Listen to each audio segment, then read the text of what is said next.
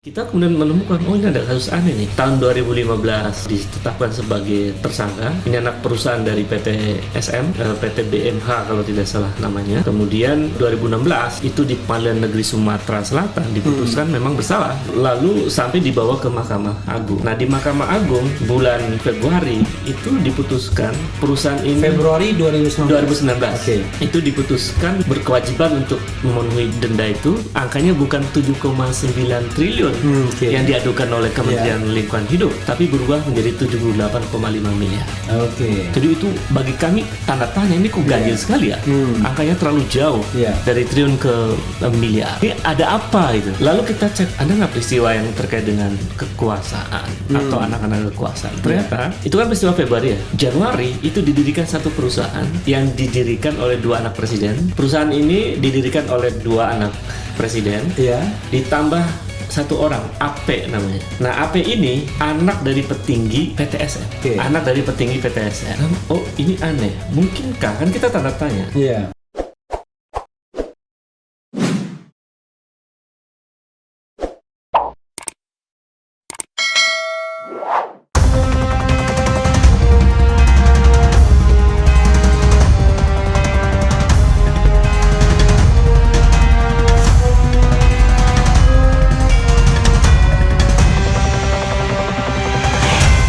Assalamualaikum warahmatullahi wabarakatuh, Sobat RH sekalian. Jumpa lagi kita di channel yang keren ini, keren. Jadi ini betul-betul keren ya. Jadi kejadiannya tidak tanggung-tanggung ya. Seorang warga negara, namanya nanti saya kenalkan, itu melaporkan dua putra Presiden Jokowi karena dianggap apa nanti kita lihat. Yang jelas dilaporkan ke KPK, Komisi Pemberantasan Korupsi. Nah, tamu saya adalah pertama beliau yang tukang lapornya, yaitu Dr. Ubedillah Badrun. Assalamualaikum warahmatullahi wabarakatuh, Bro Ubedillah. Ini ada satu semacam diterima di KPK 10 Januari 2022. Jadi ini ada nomor istimewa lampiran satu berkas hal laporan dugaan tindak pidana korupsi dan atau tindak pidana pencucian uang TPPU berkaitan dugaan KKN relasi bisnis anak presiden dengan grup bisnis yang diduga terlibat dalam pembakaran hutan ya. Mudah-mudahan bisa ditampilkan ya. Kemudian kepada yang terhormat Ketua Pemberantasan Korupsi RI di Jalan Kuningan Persada Kafling 4 Jakarta Selatan 12950. Assalamualaikum warahmatullahi wabarakatuh. Untuk dan atas nama klien kami, nama Ubedillah Badrun MSI, agama Islam. Udah dokter kan? Sedang sebetulnya. Oh iya sedang ya.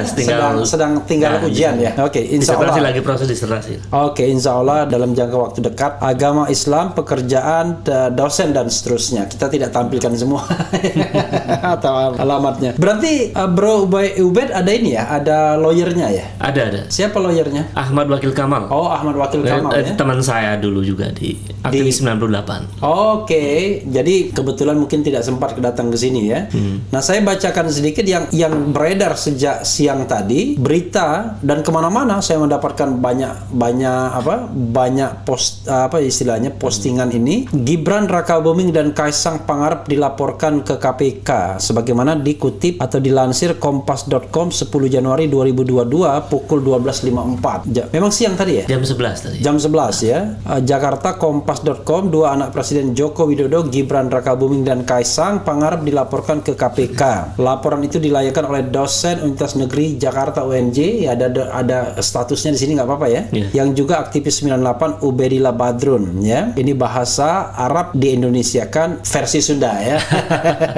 Jadi Ubedillah ya, L-nya satu dan pakai UBE ya. Kemudian laporan ini terkait dengan dugaan tindak pidana tadi ya, yang terkait dengan tindak pidana pencucian uang dan barangkali relasi bisnis dengan anak presiden dengan grup bisnis yang diduga terlibat pembakaran hutan, yang juga kalau tidak salah dijadikan duta besar ya.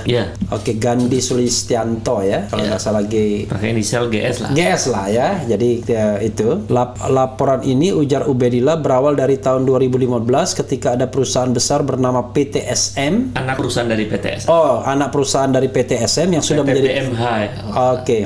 Yang sudah menjadi tersangka pembakaran hutan dan dituntut oleh Kementerian Lingkungan Hidup dengan nilai 7,9 triliun. Betul. Allahu Akbar ya. Namun dalam dalam prosesnya MA hanya mengabulkan tuntutan senilai 78 miliar. Betul. Yang penting ada 7-nya. 78,5 miliar.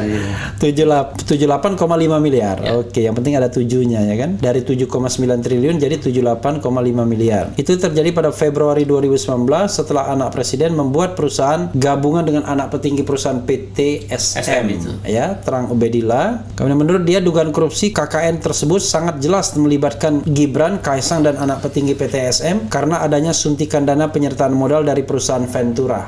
Kita kan tidak samarkan nama anak presiden, semua orang tahu ya di Republik ini kan anak-anaknya 3 kan dan putranya ini. 2 kali diberikan kucuran dana, angkanya kurang lebih 99,3 miliar dalam waktu yang dekat, dan setelah itu kemudian anak presiden membeli saham di sebuah perusahaan yang angkanya juga cukup fantastis, 92 miliar ujar Ubedillah.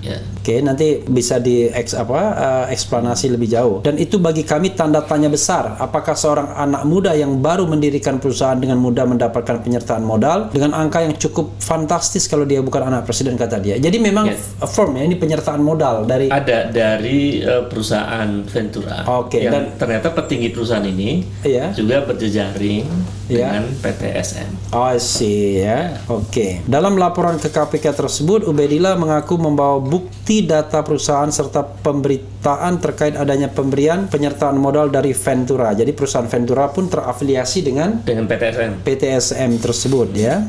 Kemudian ngeri-ngeri sedap yang jelas. Soalnya kalau kasus hukum kita harus clear ya. KPK akan telusuri terkait laporan terhadap Gibran dan Kaisang ini. Pihak KPK membenarkan bahwa pihaknya sudah menerima laporan itu dan akan ditindaklanjuti. Terkait laporan tersebut, informasi yang kami terima benar hari ini telah diterima bagian persuratan KPK, kata Ali Fikri ya. Kemudian atas adanya laporan tersebut, ujar Ali, KPK akan lebih dahulu melakukan verifikasi dan telaah terhadap data laporan yang diduga menyeret nama Gibran dan Kaisang. Normatif ya, pasti begini kan ngomongnya. Verifikasi itu, kata dia, untuk menghasilkan rekomendasi apakah aduan tersebut layak untuk ditindaklanjuti dengan proses telaah atau kemudian diarsipkan. Proses verifikasi dan telaah penting sebagai pintu awal apakah pokok aduan tersebut sesuai undang-undang yang berlaku termasuk ranah tindak pidana korupsi dan menjadi kewenangan KPK atau tidak. Nah, ini challenge ya. Ini masuk korupsi atau enggak ya kan? Kalau korupsi pasti kewenangan KPK, tapi apakah ini korupsi, apakah ini TPPU, apakah ini katakanlah kolusi ya? Apakah nepotisme dan lain sebagainya. Bro Ubed, nanti Prof akan ikut komentar juga gitu dalam perspektif deklarator kami, bukan yang lain. Silakan. Kok tiba-tiba tidak ada hujan, tidak ada angin? Ada sih hujan dan angin. Tadi hujan tadi. Iya, tadi hujan dan ada angin ya. Tiba-tiba melaporkan 2 anak presiden. Silakan, Bro Ubed. Jadi sebetulnya kita teman-teman aktivis 98 itu sebagian kita melakukan satu diskusi tentang problem bangsa ini, Bung Refli. Di antara problem yang paling serius adalah problem korupsi. Kita cek misalnya angka indeks persepsi korupsi kita, itu kan angkanya 37 ya, dari skor rentang 0 sampai 100. Itu angka terburuk. Lalu kita lihat ini problem korupsi begitu susah ya diberantas. Nah, lalu kita lakukan studi, sebetulnya ada istilah erzat kapitalisme itu. Erzat kapitalisme. Yusi Harakonio ya. Betul. Ada juga beberapa teori tentang apa yang disebut dengan trading influence ya. Nah, saya kira ini salah satu faktor yang memungkinkan menyebabkan praktek korupsi itu kemudian makin merajalela. Nah, lalu kita analisis tuh adakah kasus-kasus yang aneh dan kita kemudian menemukan ini ada kasus aneh nih. Tahun 2015 ditetapkan sebagai tersangka. Ini anak perusahaan dari PT SM, PT BMH kalau tidak salah namanya. Kemudian 2016 itu di Pengadilan Negeri Sumatera Selatan diputuskan memang bersalah. Gitu. Lalu sampai dibawa ke Mahkamah Agung. Nah, di Mahkamah Agung bulan Februari itu diputuskan perusahaan ini. Februari 2019. Itu diputuskan berkewajiban untuk memenuhi denda itu, angkanya bukan 7,9 triliun yang diadukan oleh Kementerian Lingkungan Hidup, tapi berubah menjadi 78,5 miliar. Jadi itu bagi kami tanda tanya, ini kok ganjil sekali ya, angkanya terlalu jauh dari triliun ke miliar. Nah, lalu Yang ada sama apa? cuma 7-nya doang. Ya, 7 doang, depannya doang ya kan. Iya. Ini ada apa itu? Lalu kita cek, ada nggak peristiwa yang terkait dengan kekuasaan atau anak-anak kekuasaan? Ternyata itu kan peristiwa Februari ya. Iya. Januari itu didirikan satu perusahaan yang didirikan oleh 2 anak presiden. Sorry, peristiwanya Februari tadi putusan MA-nya. Iya. Tapi sebelumnya Sebelum Januari. putusan MA Januari ada berdiri sebuah 2019. 2019. Oke. Perusahaan ini didirikan oleh 2 anak presiden. Iya. Ditambah 1 orang, AP namanya. Oke. Nah, AP ini anak dari petinggi PTSM. Oke. Oke. Anak dari petinggi PTSM. Oke. Oh, ini aneh. Mungkinkah, kan kita tanda tanya. Iya. Mungkinkah ini ada pengaruh dari Iya. dari relasi bisnis Iya. anak presiden dengan anak dari perusahaan PTSM, petinggi dari PTSM. Iya. Lalu 6 bulan kemudian, ini kita jadi aneh, Bung Refli. 6 bulan kemudian, perusahaan yang didirikan oleh 2 anak presiden dan AP ini Iya. mendapatkan suntikan dana penyertaan modal. Nilainya 71 miliar. 71 miliar. 71 miliar. Oke. Ya. Dari Dari perusahaan Ventura. Ventura. Saya kasih kode V. iya, ada A, Oh, depannya A. A. Oh, depannya AJBC Oke. Ventura. Oke. Nah, perusahaan ini pendirinya Iya. itu ternyata juga salah satu petinggi dari PT SM.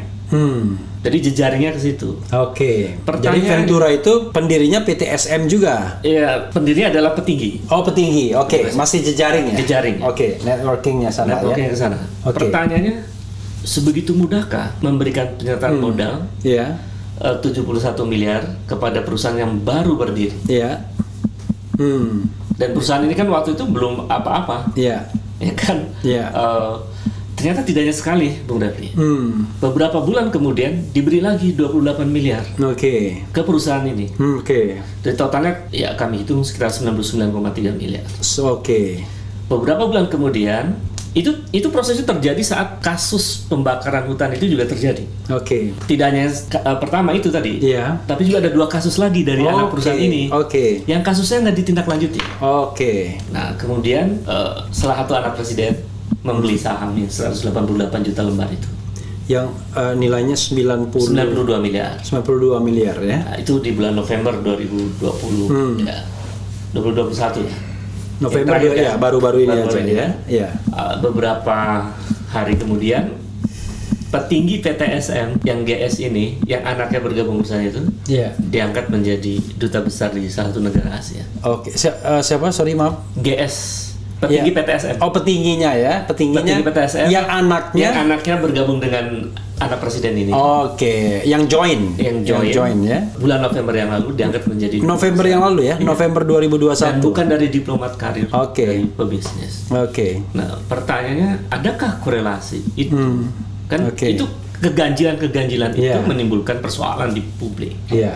Maka saya kira KPK perlu melihat persoalan ini. Oke. Karena spirit kita juga bukan spirit subjektif ya, Bung Iya. Rudi, tapi spirit untuk kepentingan negara lebih besar. Oke. Bahwa KKN itu disebutkan dalam TAP MPR kan, nomor 11 Dan itu alasan kita reformasi kan? dan itu alasan kita reformasi. Iya. Bahwa TAP MPR menyebutkan pelanggaran pemerintahan harus bersih, jujur, adil dan terbebas dari praktek KKN. Ini memang atas nama pribadi atau aktivis 98? Saya secara pribadi yang kebetulan memang saya aktivis 98.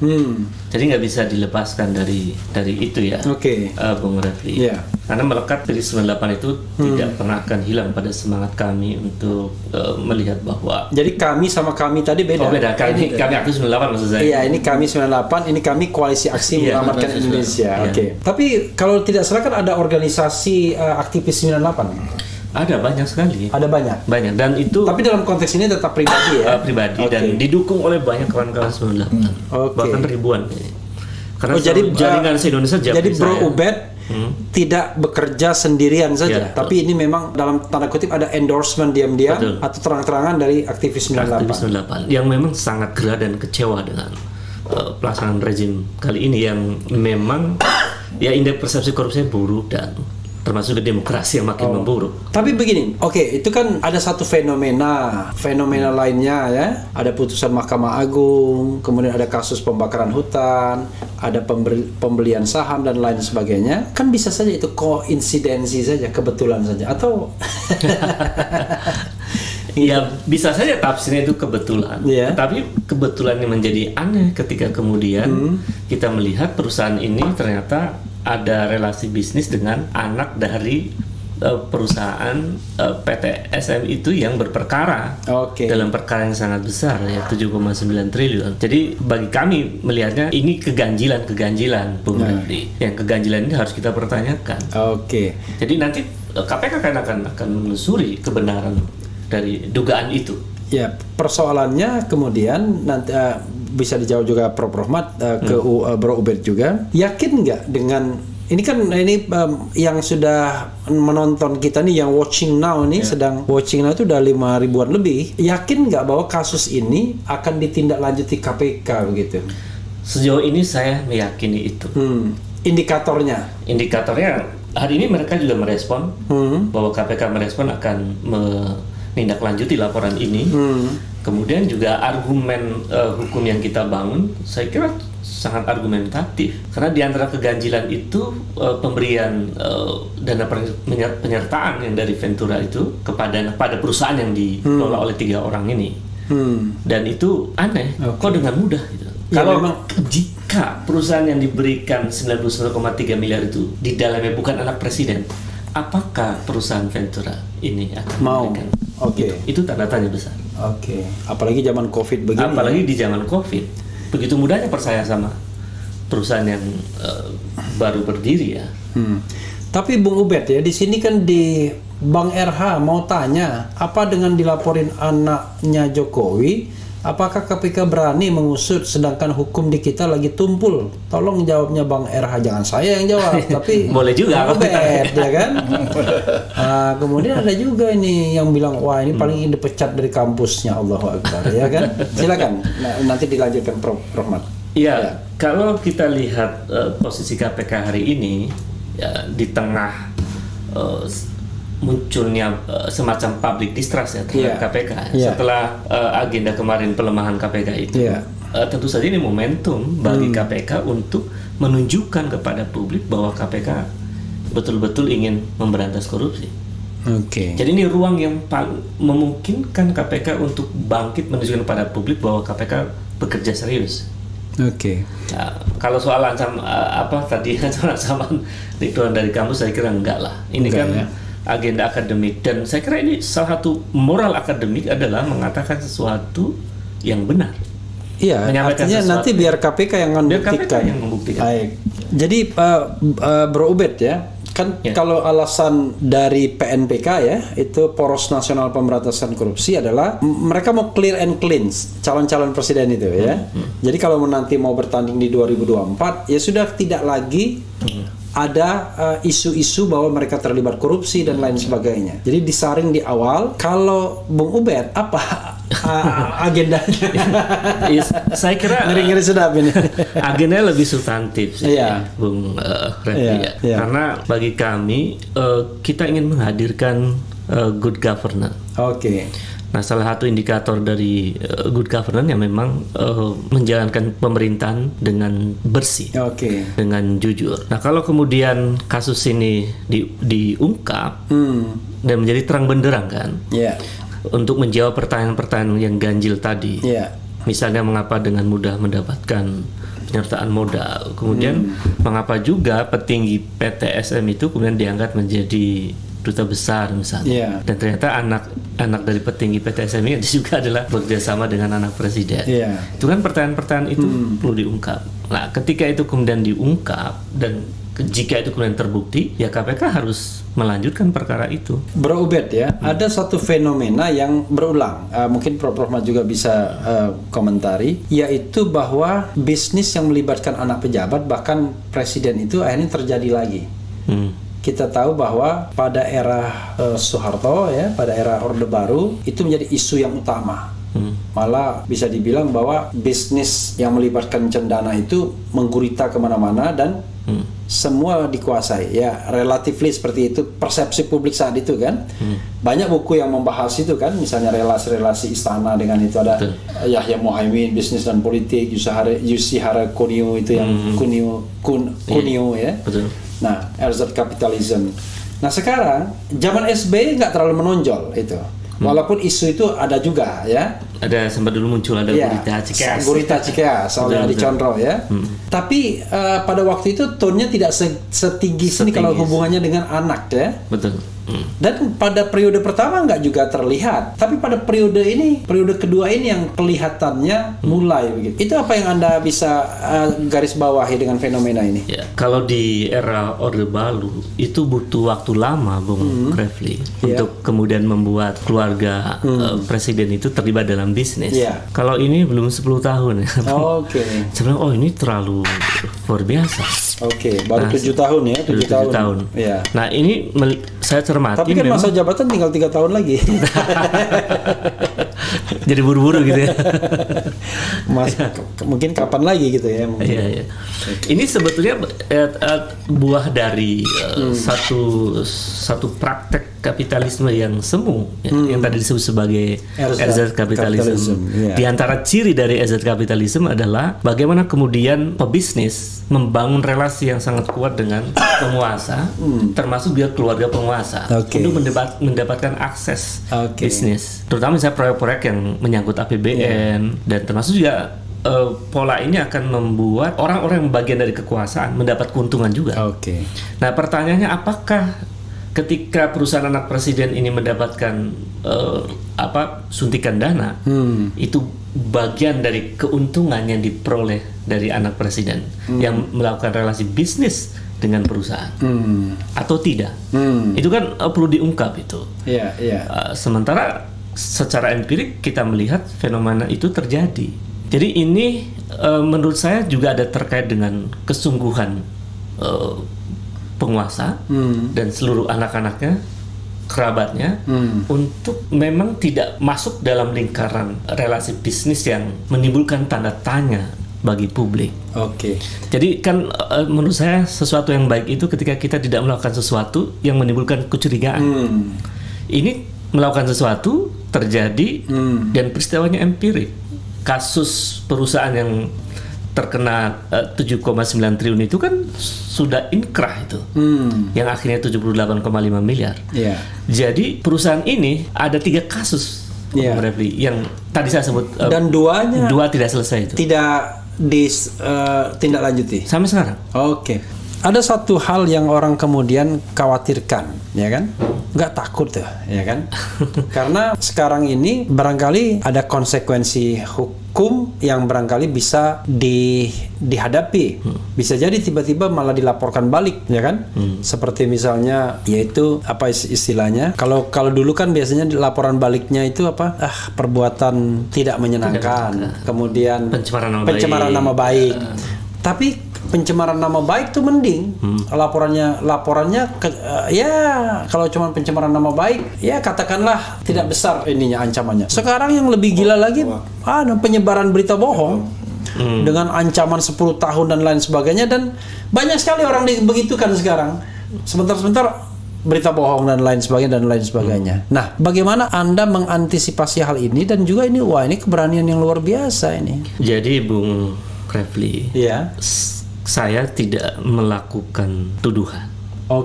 Satu. Yang kedua, tidak juga mencemarkan nama baik.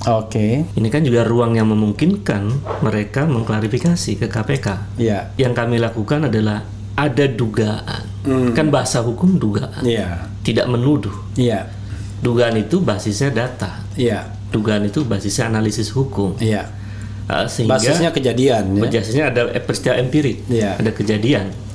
Maka dengan dasar itu, saya kira argumennya sangat rasional.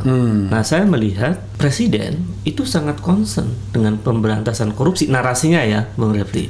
Karena beliau kan juga pernah mengatakan bahwa korupsi di Indonesia sudah menjadi extraordinary crime. Saya gigit gitu. Artinya ini kan juga bisa menjadi ruang untuk membuktikan bahwa siapapun presiden harus juga tegas. Dan berani juga klarifikasi KPK, itu jauh lebih bagus. Nanti menurut pandangan hukum tata negara seperti apa itu.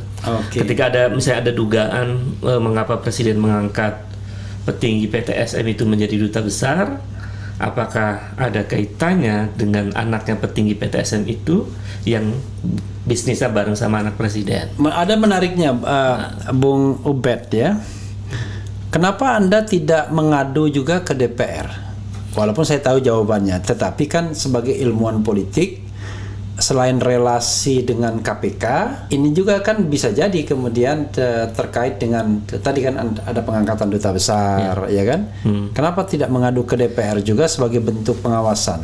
Iya. Anda sudah mulai tersenyum ini. Sepertinya pikiran Bung Raffi nyambung gitu. Jadi memang saya berpikir bahwa karena ini perkara cukup penting ya.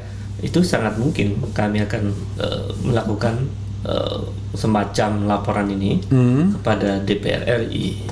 Untuk kan ada ruang ya, memungkinkan ruang pengawasan ya. Pengawasan. DPD juga kalau DPD begitu. juga bisa. DPR bisa meminta iya. keterangan dari orang-orang disebutkan tadi. Saya kira itu memungkinkan, dan kami sempat berpikir tadi siang itu sepertinya harus supaya ini menjadi clear, menjadi terang benderang maksud saya. Iya, bisa juga sampai ke DPR. Nah, saya kira itu satu upaya ya. Jadi semangat kami sebetulnya kita ingin bangsa ini segera mengakhiri praktek-praktek semacam itu dan kita menuju masa depan Republik. Anda bilang kami itu Anda dengan kuasa hukum atau Anda dengan aktivis? Saya dengan kuasa hukum dan dengan aktivis mungkin puluhan ribu aktivis 98. Ya. Karena kami berjejaring secara nasional juga. Itu yang paling penting ya. Jangan terasa ada subjektivitas pribadi. Betul. Kapan akan ditindaklanjuti? Segera ya, as soon as possible. Mungkin pekan-pekan depan. Pekan-pekan depan ya. Mudah-mudahan. Jadi jangan lupa DPR dan DPD, karena DPD juga memainkan peran pengawasan walaupun agak ompong macan ompong ya. Ini mohon maaf Pak Lanyala ya. Tapi memang bagaimanapun harus dilibatkan juga. Jadi apa yang membuat masuk ke arena ini sebetulnya karena dulu saya diajarkan oleh orang tua. Satu prinsip penting bahwa ikuti sabda Nabi. Di Rasulullah. Saya seorang Muslim yang pernah belajar Islam. Pernah mengatakan khairun nas anfa'uhum linas. Sebaik-baik manusia adalah yang memberi manfaat untuk orang banyak. Semangat itu saya gelisah ketika negara makin amburadul. Saya gelisah ketika negara korupsi makin merajalela. Nah, ketika dan petinggi menganggap baik-baik saja. Buzzer juga begitu. Apalagi buzzer. Nah, dalam situasi semacam itu mesti ada kaum intelektual yang menyuarakan kebenaran. Karena nanti efeknya merubah keadaan secara lebih besar kolektif masyarakat banyak. Kalau agenda-agenda kebaikan ini kemudian berhasil, dampaknya luar biasa untuk orang banyak. Nah, semangat anfa'uhum linas itu sebenarnya yang muncul dalam pikiran saya.